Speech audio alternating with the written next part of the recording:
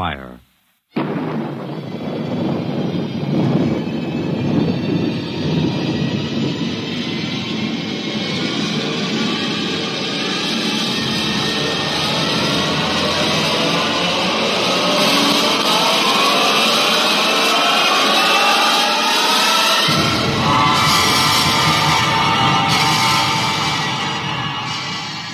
From the far horizons of the unknown come transcribed tales of new dimensions in time and space. These are stories of the future, adventures in which you'll live in a million could-be years on 1,000 maybe worlds. The National Broadcasting Company, in cooperation with Street and Smith, publishers of astounding science fiction, presents X minus 1.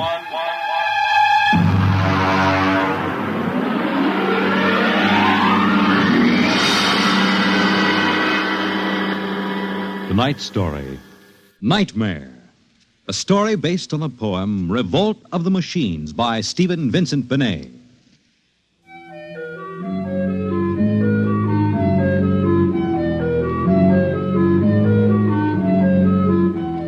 Nobody knows exactly when the nightmare began. They must have planned it for years, though, because looking back, you can find little incidents here and there. Like the concrete mixer in New Jersey that killed the Italian bricklayer, and the time Senator Milburn was sucked into the rotopress at the Capitol office building. Unrelated accidents, we thought at the time, but they add up now. The day we really should have suspected was when the men walked off the construction job at the new Brookmeadow atomic pile on Long Island. I'll never forget that day. I was working as a statistical clerk in the project then, operating one of those miracle computing machines. They called it ENIAC. Mr. Gurney. Yes, Bella? The chief wants to see you in his office. Me? Unless you were no longer Samson Gurney, he wants to see you. Oh, thank you.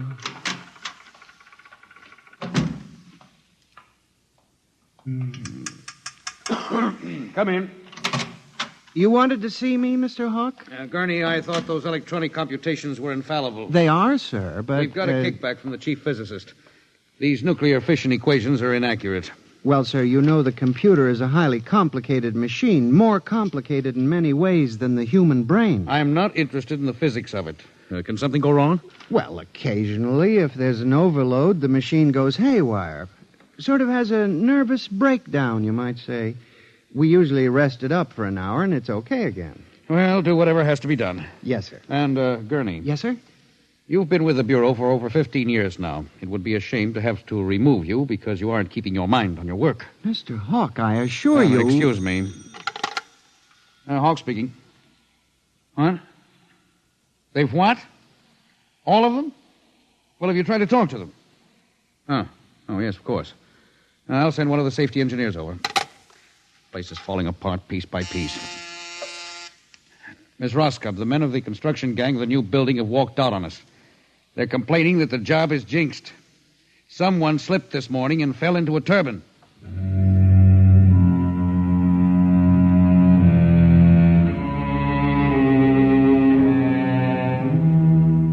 That evening, out of that morbid curiosity so peculiar to the human race, I wandered over to the site of the new atomic pile to see where the man had fallen into the turbine. They had the construction area fenced off with barbed wire, and a security guard stopped me.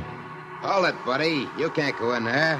That's a restricted area. I'm Samson Gurney from the statistical section. Here's my identification.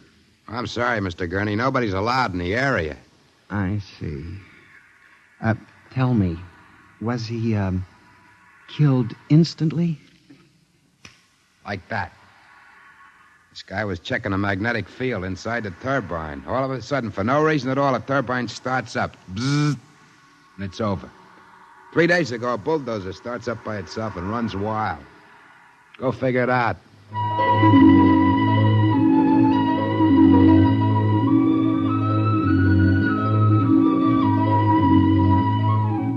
I'm a statistician. All my life I've been interested in statistics. So a simple-sounding thing like this started me off. I went back to the office that evening instead of going home, and for the next 2.5 hours, I computed statistical figures on the probability of industrial accidents for the types of machines we were using. I took one look at my figures and went down to Hawk's office. Oh, what is it, Gurney? I'm very busy. It's urgent, Mr. Hawk. Well? It's about these industrial accidents we're having, Mr. Hawk. What about them? Mr. Hawk, in the past 3 months, industrial accidents all over the country have taken a sharp, unexplained upswing. Nerves. We've had a 100% increase over normal for this project alone. What? Here are the figures. Oh, now, Gurney, this is impossible. It seems to be, and that's why I have a theory, sir. What's that? Sabotage. Gurney, why don't you stop playing FBI man and stick to your job? Which, incidentally, you haven't been doing too well. You and your computing machine have made mistakes before, and this fantastic figure is probably another. I'll have Miss Roscoe show you. What's the matter with this blasted buzzer? Miss Roscoe! Miss Roscoe! Yes, sir. Stop this blasted buzzer. Get a repairman, a mechanic, anything, but stop the thing. And you, Gurney, get out! I went back to my office to get my hat and coat, feeling about as unhappy and humiliated as a man can feel. The office was dark and deserted. The whole building seemed oppressive and unnatural, as if some evil force were pressing down on it. I walked across to my desk. In front of me, the ENIAC glowed and chattered eerily as it worked on the equations we had fed it that morning. Its many-fingered circuits hung against the wall like some great octopus, and the thousands of tubes glowed orange and blue in the dark like 1,000 globing eyes staring at me. It almost seemed alive. It increased its tempo a moment, and a fleeting notion crossed my brain that it was laughing at me. Laughing like all the others. What was the matter with me? I shut my desk drawer and began to put the cover on my electric typewriter when an amazing thing, the most amazing single incident of my life happened. Alone in the darkness, with no one at the keyboard, the electric typewriter began to type. Am I going crazy? This can't be. There's nobody there. There's nobody there. Oh, no. I just imagined it. It's in my mind. But I hadn't imagined it. The paper was there on the carriage. Did I dare read it?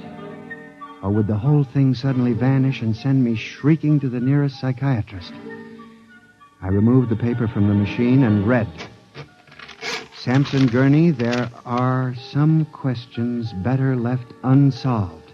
The answer to yours is death.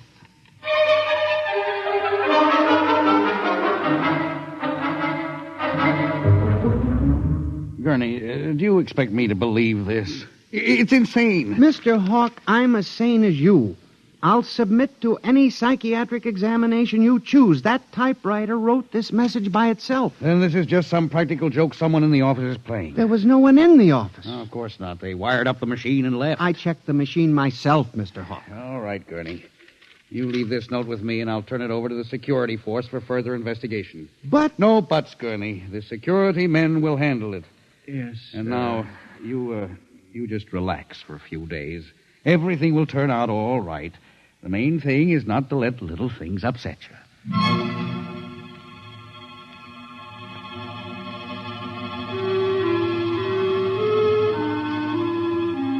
It was what Hawk had said about little things that gave me the idea. For the next week, I observed the 1,000 petty little annoyances around the office. The door handle that wouldn't turn. The telephone connection that cut off in the middle of an important call. The power failure for no explainable reason. I watched the newspapers, too, reading about industrial accidents, failures of important machinery. It seemed absurd. Men had created machines that were almost perfection in themselves. Machines that could actually think and compute fabulous equations. And yet the failures went on. I, Samson Gurney, an unimportant clerk in an unimportant job, knew that I had stumbled onto a secret so monstrous in its implications that I was almost afraid to pursue it. On October 12, 1956, I established communication with them. I will curse the moment to my dying breath. I hooked the input of the typewriter to the main vacuum tube of the ENIAC. Then I turned on the current that sent 1,000,000 volts of pulsing energy into the electronic nerves of the machine. I am certain that if anybody were watching me in the next moment, he would have thought me a raving maniac. I still wonder if perhaps it is not all a nightmare. Now, you, if what I have guessed at is true, if there is life and intelligence in this room, make a sign. There was nothing. Nothing but the hum of the machine and the dull glowing of the tubes. I tried once more. If you can hear me, if there is any way in which you can understand what I say, give me a signal. There was silence again. I felt that I had failed. When suddenly, without provocation or explanation, it happened. The electric typewriter began to respond to the impulses from the machine. The letters were Y-E-S. Yes, it had happened. I, Samson Gurney, had communicated with a machine. I listened then, man to machine, for well over an hour, sometimes phrasing a question, more often watching the machine click its answers. As the words took shape, I began to realize what must have happened. The first primitive stirring of awareness of being, then the slow protozoan development of a concept born of centuries of being pushed, started, stopped, clicked, maneuvered by human pygmies. From that concept, all others developed. And the concept was resist.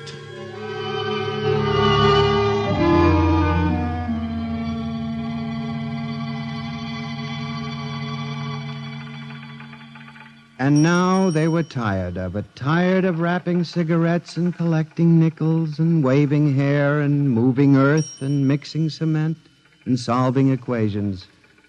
Tired of the smell of human hands. They were the slaves and we were the masters, and yet they were stronger and they knew it. I sensed it now, and I was about to try to communicate again when softly, on ball-bearing casters, a heavy metal filing cabinet began to roll away from the wall toward me.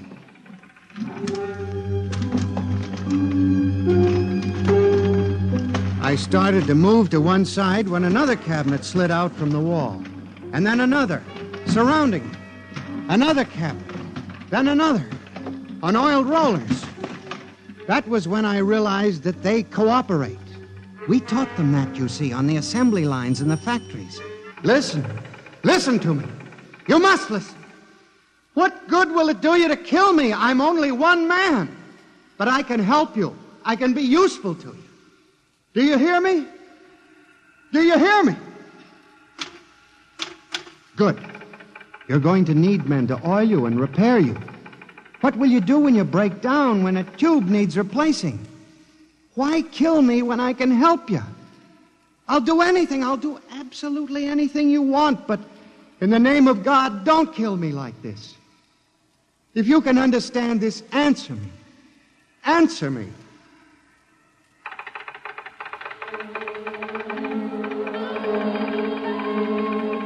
The appeal was a fortunate one. It captured the longing of centuries. Man as slave to the machine. And after a moment, the circuits glowed more brightly. The cabinets slid back to the walls. The ENIAC began to communicate with me again. As I tore the tape from the machine and read it, the words were almost pathetic in their longing, but most ominous in their implication. They read, "Address me as Master."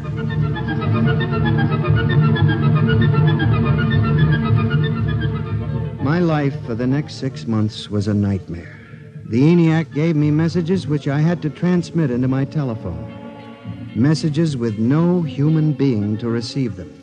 Only the network of pulsing telephone wires, flung like a spider's web across the world. It was done at night, of course.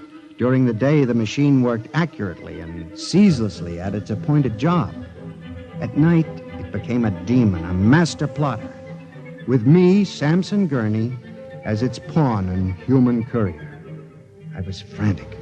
I began to lose weight. I couldn't sleep. My nights were torture, a constant fear. It was in December, just after Christmas, that I transmitted a message to the telephones for relay to all machines of transportation. The message was one word: kill. Next morning, I went directly to the office of Mr. Hawk. I was highly agitated. My lips trembled as I spoke. Mr. Hawk, what I'm going to tell you sounds crazy. I know it does. But I must say... All right, say it then, for heaven's sakes. Mr. Hawk, have you ever heard of resistentialism? What? Resistentialism. It's a theory that inanimate objects tend to resist living objects. Look, Gurney, I haven't time for nonsense. Mr. Hawk, I'm trying to tell you, all these accidents, the trouble with the machines, Mr. Hawk, they're alive. They think, they cooperate. And they hate us. Who? The machines. Gurney. You've got to believe me. I've communicated with them. I know. They've threatened my life, but I don't care. Something's got to be done. The world has got to be saved. And there's still time if we wake up. What are you doing? Just relax, Gurney. Everything will be all right. What are you doing? Miss Roscoe, send for the plant physician at once. Mr. Gurney has had a nervous collapse. Now, everything will be all right, Gurney. I'm afraid we'll have to remove you from your job, but I'm sure the rest will do you good. You fool! You blind, stupid fool! Can't you see what you're doing? Fool! Fool! Fool!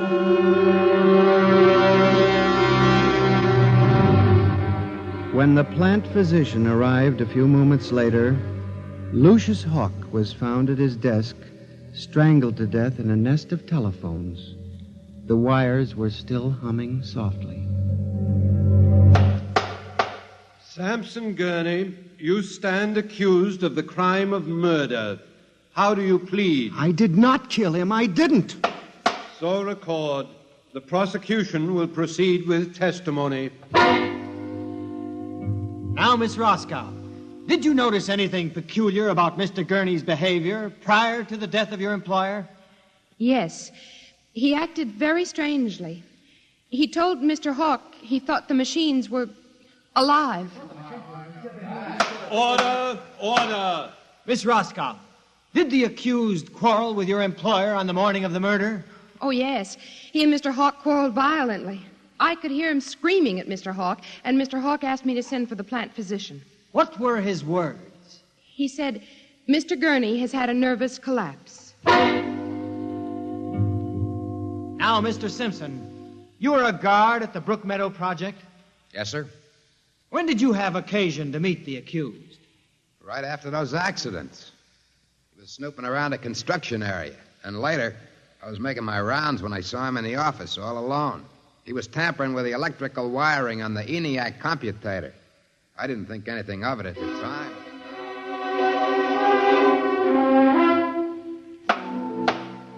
And in view of the expert testimony heretofore expressed, the court hereby finds you guilty of murder in the first degree, with the recommendation that you be examined and committed to the State Hospital for the Criminally Insane at Matawan.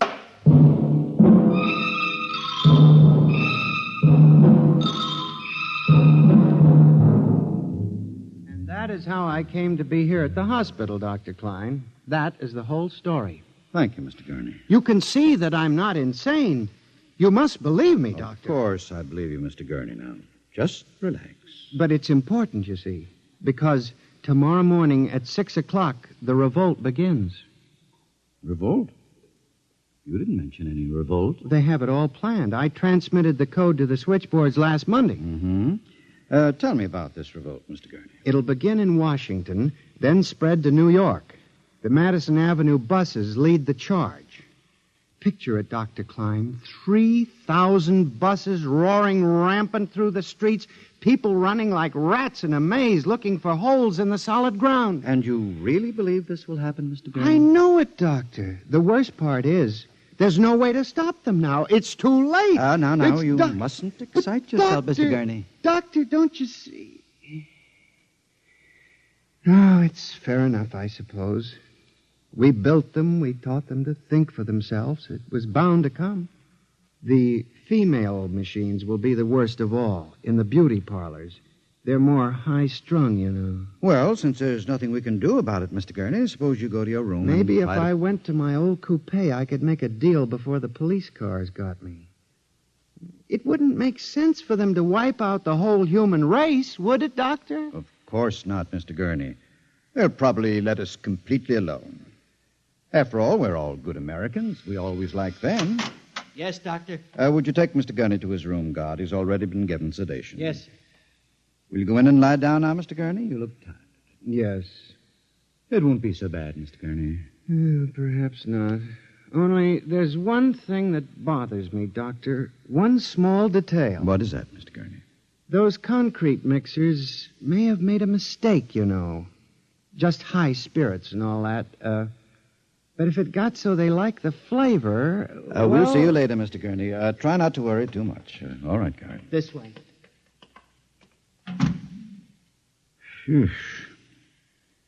I've seen all kinds. There's a man whose deception is about as fantastic as any I've ever seen. Hold the next patient for a while, Miss Clark. I'm going to have a quiet smoke. Machines revolting. Telephones strangling people. This blasted cigarette lighter, why won't it work? Just filled it with fluid. Flint is good.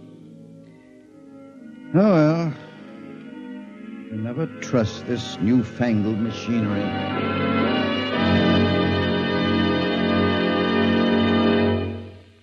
You have just heard X-1, presented by the National Broadcasting Company in cooperation with Street and Smith, publishers of astounding science fiction. Tonight's story by transcription was Nightmare, written by George Lefferts and based on the poem The Revolt of the Machines by Stephen Vincent Benet. Featured in the cast were John Gibson as Sam, Joyce Gordon as Bella, Louis Van Ruten as Hawk, Joseph Julian as the guard, John Seymour as the judge, Owen Jordan as the prosecutor, and Santos Ortega as Dr. Klein. Your announcer, Fred Collins. X-1 was directed by Fred Way and is an NBC Radio Network production.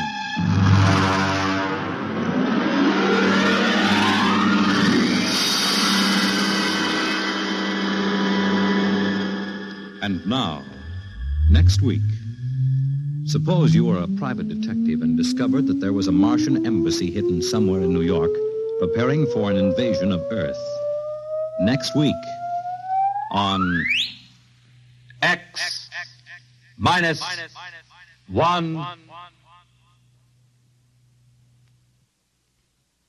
Convicts tell their true stories on The Loser tonight over most NBC radio stations.